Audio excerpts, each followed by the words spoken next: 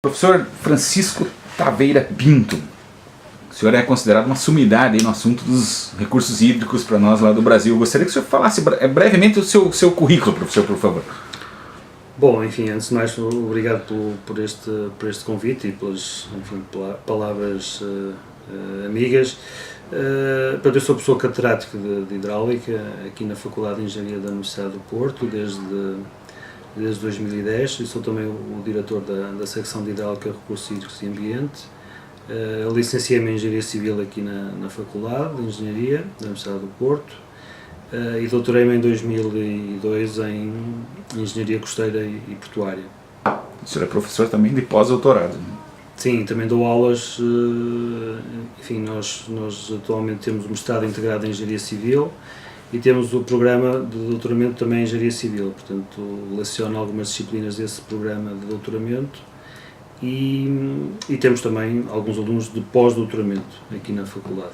Focados na questão hídrica, normalmente. Sim, enfim, hidráulica e recursos hídricos, enfim, é o tema geral, mas enfim, pode abranger qualquer área do saneamento, como referem no Brasil, a questão do abastecimento, a drenagem de águas residuais pluviais, a questão dos aproveitamentos hidráulicos e a questão das obras marítimas e defesa costeira. Portanto, são basicamente as 4 áreas que abordamos aqui na hidráulica e recursos hídricos. Tá bom.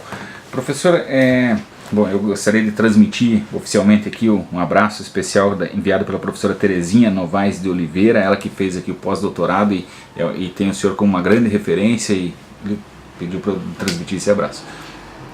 Professor, a respeito de Joinville e Itajaí, eu lhe mostrei alguns mapas, enfim, o senhor visualizaria algumas soluções, um leque de soluções, né, que a gente poderia estar estudando, enfim. Que soluções são essas, professor?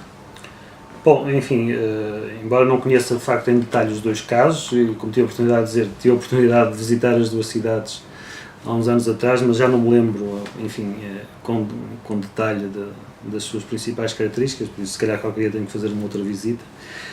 Mas enfim, são 2 exemplos, pelo que me foi dado conhecer, enfim, eu diria casos típicos ou característicos que ocorrem em vários pontos do mundo, de cidades quase que costeiras, que sofrem influência do curso de água principal, de um rio que as atravessa, e, por outro lado, a influência do mar, que também lhe está próximo. Portanto, aqui temos uma conjugação do efeito das marés, da variação do nível médio da água do mar, com o efeito dos caudais de cheia. Portanto, estamos a falar dessas situações extremas, em que de facto o caudal que é descarregado ou que é drenado pelo rio é, enfim, muito acima do normal.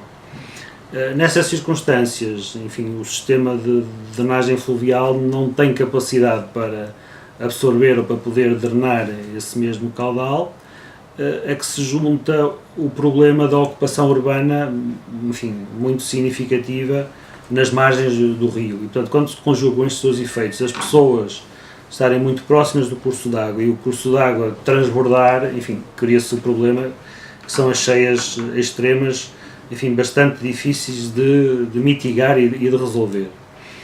Portanto, quando olhamos para um caso destes, enfim, nunca poderemos dizer que a solução é a intervenção X. Teremos que conjugar um conjunto de possíveis intervenções que possam, por si só, e somando todos esses contributos, atenuar o problema, enfim, quando todas elas forem construídas de certa forma. No caso particular, digamos, de Joinville e de Itajaí, pelo que me foi dado ver, enfim, sem conhecimento detalhado do terreno, enfim, faz-me pensar que uma possível solução, que já foi até aplicada noutras cidades e noutros locais, possa ser ou deva ser o desvio parcial do curso d'água, ou seja, durante o período de estiagem ou caudais relativamente baixos, enfim, tudo funciona como até ao momento.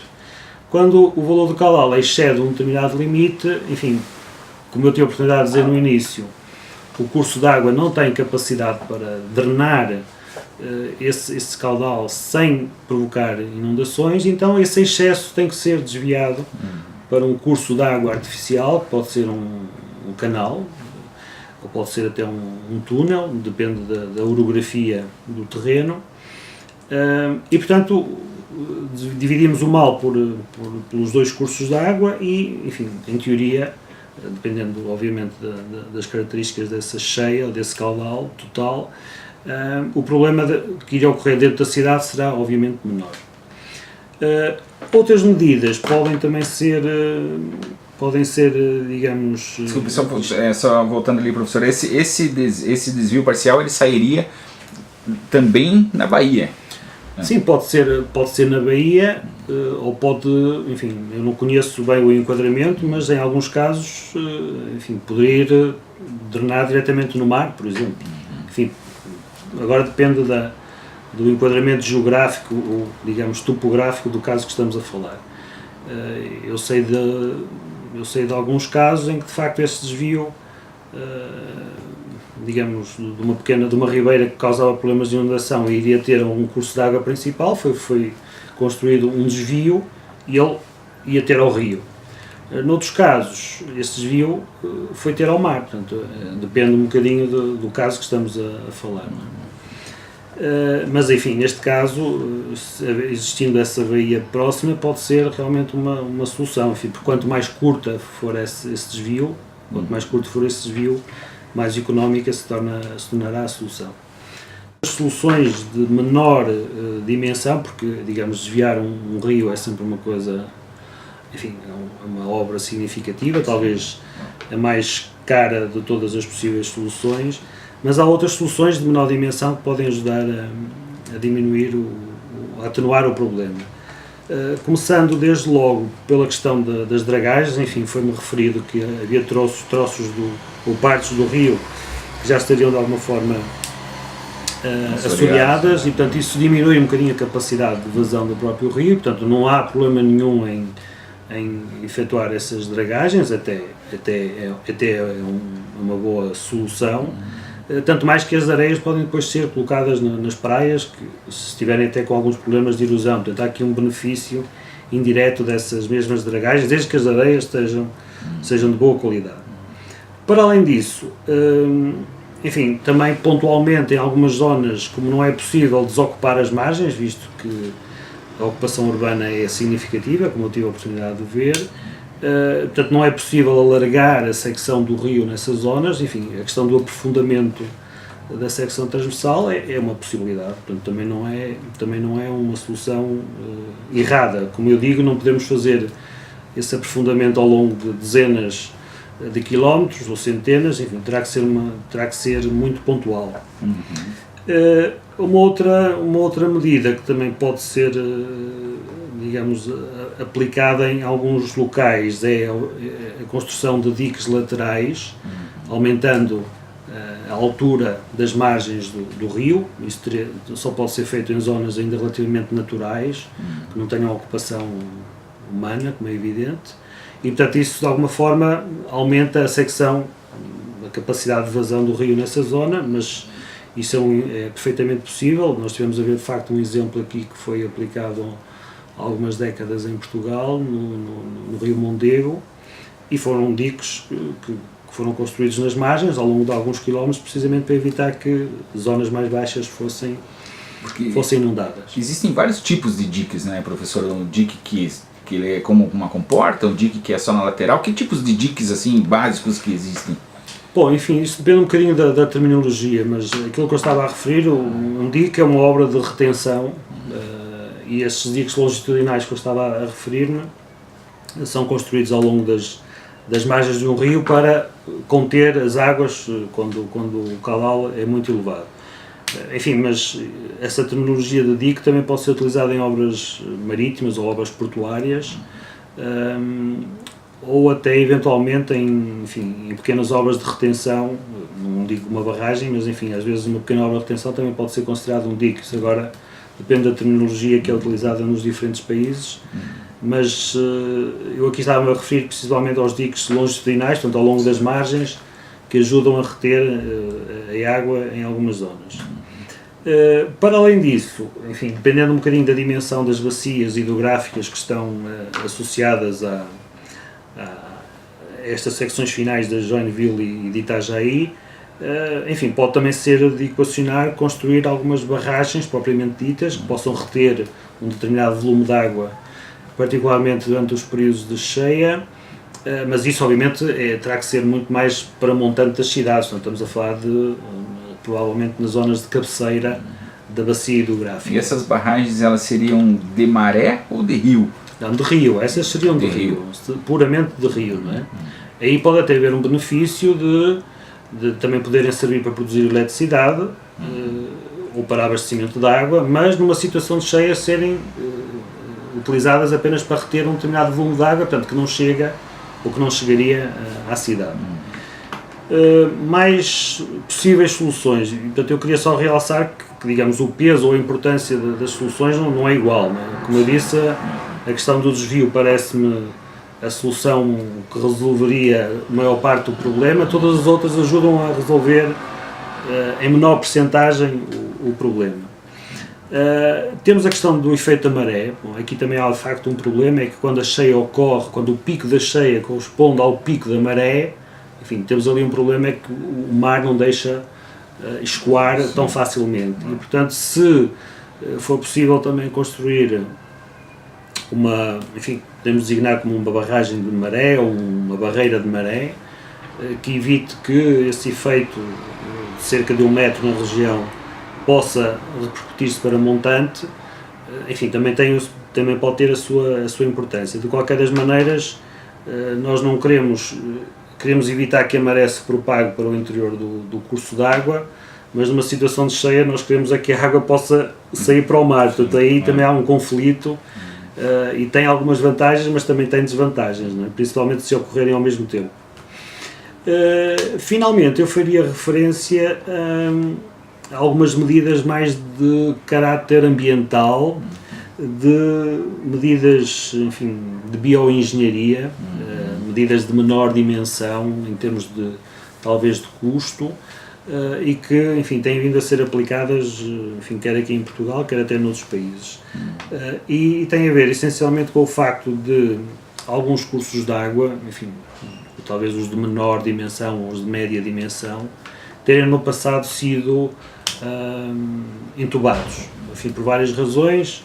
Isso acontece um pouco em todos os países, mas hoje em dia, digamos, a filosofia começa a ser utilizada pelos municípios e até a própria legislação que impede que esse tipo de entubamentos sejam efetuados é desentubar, ou seja,